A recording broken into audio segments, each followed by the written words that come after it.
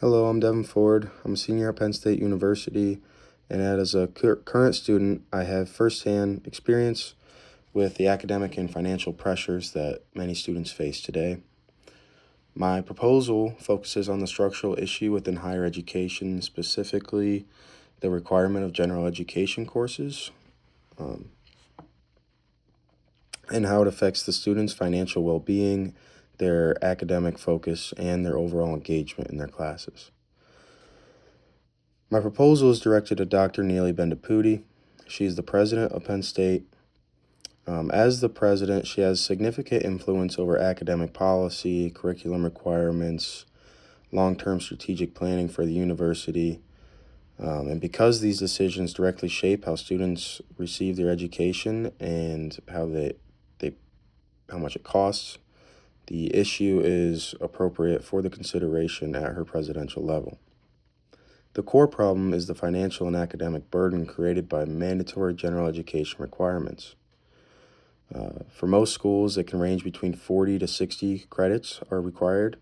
At Penn State, students must complete approximately 45 credits of general education courses, many of which basically cover the general education that we already had to learn in our K through 12 education. Obviously, they go more in depth, but these credits add a significant cost, often tens of thousands of dollars, to our degree. But not only do they add the cost, they also divert time and energy away from degree-specific coursework. So as tuition continues to rise faster than the household income, this requirement has become increasingly difficult to justify for many students. My proposed solution to this is to make general education courses optional rather than required. This recommendation is based on financial data showing the rising cost per credit hour, income stagnation, and the research suggesting that reducing general education requirements can ease student burden.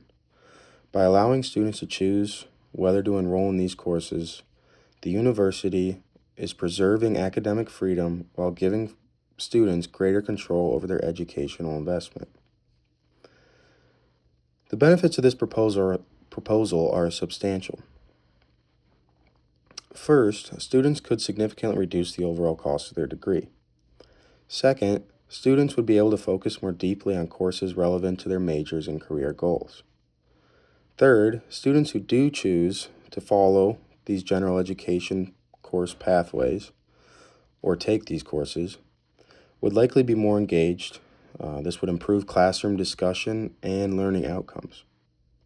Overall, this change would reduce financial stress, improve academic motivation, and better align education with student priorities. To support this proposal, I used data from sources such as the Education Data Initiative, USA Facts, the Economic Policy Institute, and Penn State's own undergraduate bulletin.